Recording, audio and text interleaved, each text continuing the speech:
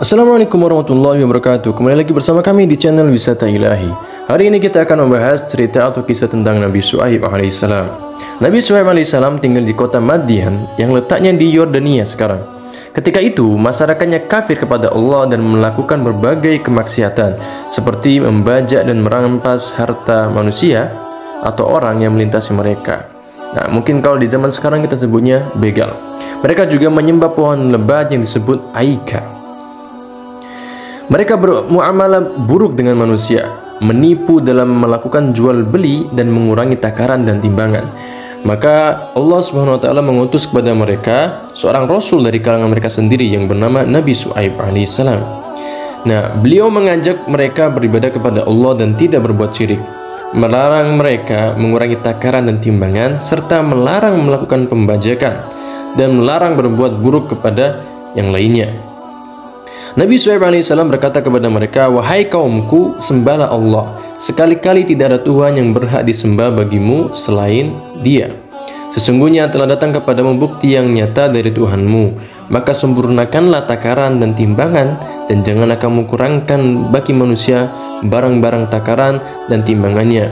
Dan janganlah kamu berbuat kerusakan di muka bumi setelah Allah memperbaikinya. Yang demikian itu lebih baik bagimu jika kamu betul-betul orang-orang yang beriman. Dan janganlah kamu duduk di setiap jalan dengan menakut-nakuti dan menghalang-halangi orang beriman dari jalan Allah, dan menginginkan agar jalan Allah itu menjadi bengkok." Quran Surat Al-A'raf ayat 85. Nah, demikianlah Nabi Syuaib alaihissalam terus berdakwah kepada kaumnya dan menerangkan kebenaran kepada mereka.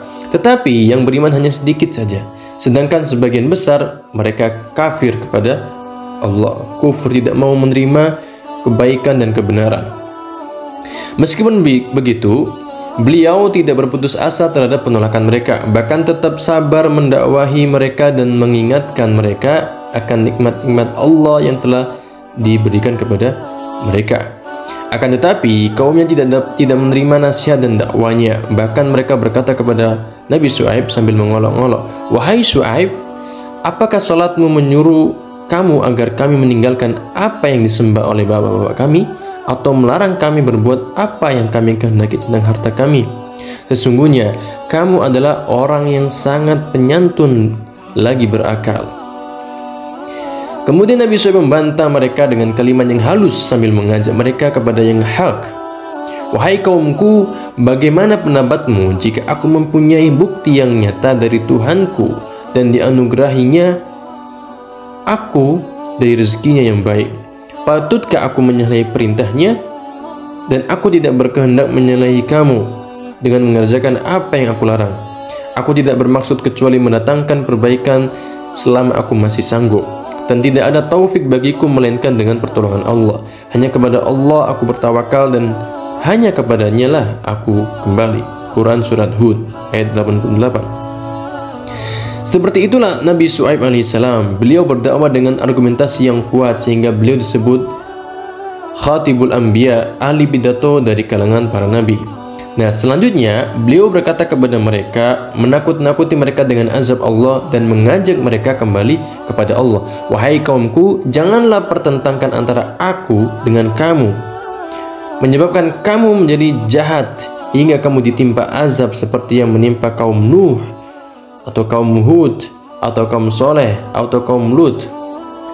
Tidak pula jauh zaman dan tempatnya dari kamu. Dan mohonlah ampun kepada Tuhanmu, kemudian bertobatlah kepadanya. Sesungguhnya Tuhanku Maha Penyayang lagi Maha Pengasih." Quran Surat Hud ayat 89-90. Maka mereka mengancam akan menghukum beliau, yaitu Nabi Syuaib.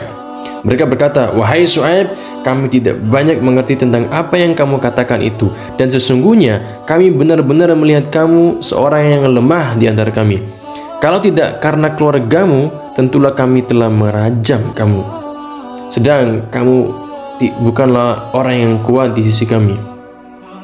Syuaib menjawab, "Wahai kaumku, apakah keluargaku lebih terhormat menurut pandanganmu daripada Allah? Sedangkan Allah kamu jadikan di belakang atau tidak dipedulikan. Sesungguhnya pengetahuan Tuhanku meliputi apa yang kamu kerjakan." Quran Surat Hud ayat 91. Nah, selanjutnya Nabi Syuaib menakut-nakuti mereka dengan azab Allah jika mereka tetap di atas kesesatan dan kemaksiatan mereka. Tetapi kaumnya malah menjawab ancaman itu dengan mengancam beliau dan memberikan pilihan, mengikuti agama mereka atau pergi meninggalkan kota mereka bersama orang-orang yang beriman yang mengikutinya. Namun Nabi Syuaib dan orang-orang yang beriman bersamanya tetap teguh di atas keimanan mereka dan menyerahkan urusan mereka kepada Allah. Maka kaumnya menuduh beliau sebagai pesihir atau pendusta dan mengolok-olok azab yang beliau ancamkan, bahkan minta disegerakan azab itu.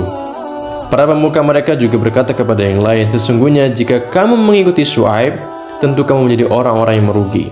Hingga akhirnya Nabi Syuaib alaihissalam berdoa kepada Tuhannya, yaitu kepada Allah, ya Tuhan kami, berilah keputusan antara kami dan kaum kami dengan hak, dengan adil, dan Engkaulah pemberi keputusan yang sebaik-baiknya.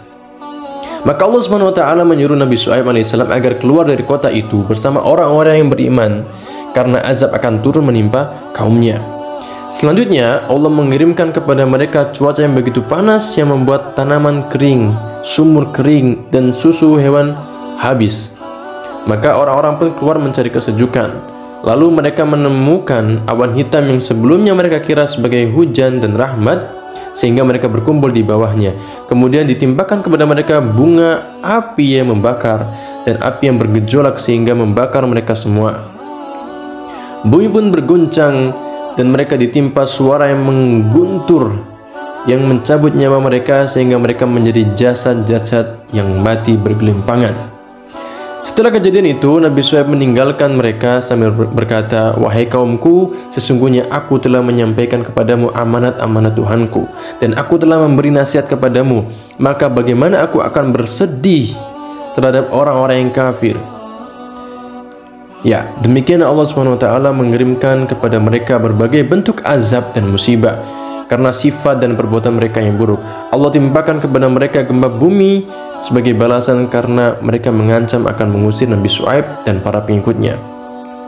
Dia juga menyimpahkan suara yang mengguntur yang sangat keras sehingga mereka meninggal dunia sebagai balasan atas olok-olokan mereka kepada Nabi Allah.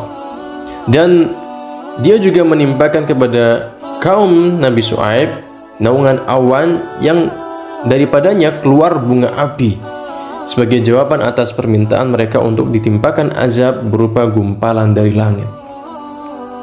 Allah menyelamatkan Nabi Syuaib alaihissalam dan orang-orang yang beriman bersamanya. Ya, dari cerita ini kita bisa mengambil pelajaran yang sangat penting bagaimana kesabaran Nabi Syuaib dalam berdakwah meskipun kaumnya itu menolak. Kaumnya itu kasar dan kepala batu, tidak mau menerima kebenaran dan tidak mau menerima dakwah nasihat dari seorang nabi bahkan. Itu yang pertama. Yang kedua, kemaksiatan, kerusakan, kesesatan, kejahatan, keburukan yang dilakukan oleh suatu kaum secara terus-menerus mungkin bisa menjadi sebab akibat akan turunnya sebuah azab.